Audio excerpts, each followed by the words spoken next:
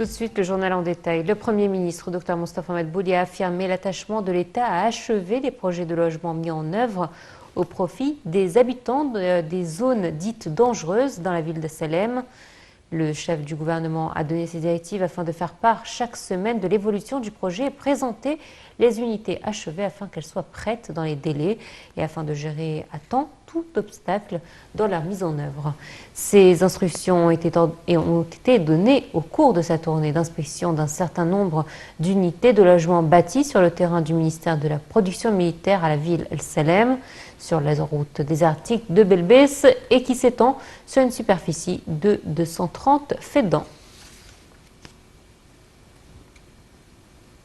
Le chef du gouvernement, Dr Moustapha Madbouli, a également inspecté la mise en œuvre des nouveaux projets de logement dans la nouvelle ville El Obour ayant été commencé il y a 2 mois. Le projet est construit sur une superficie de 62,3 feddans et comprendra 96 unités de logement, dont 3360 unités de logement, 96 unités administratives et 96 magasins. Le Premier ministre, Dr Madbouli, a également inspecté l'une des étapes du projet de logements sociaux qui comprend d'environ 732 bâtiments pour un total de 17 568 unités de logement.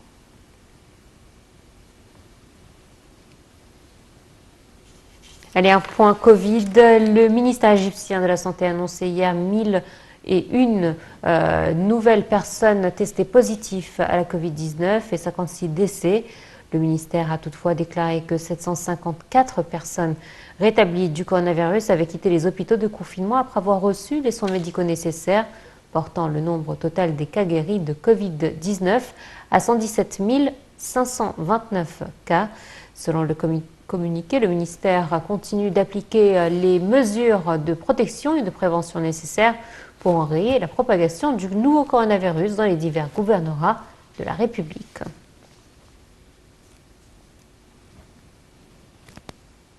Le roi Salman d'Arabie Saoudite a reçu hier la première dose d'un vaccin contre le nouveau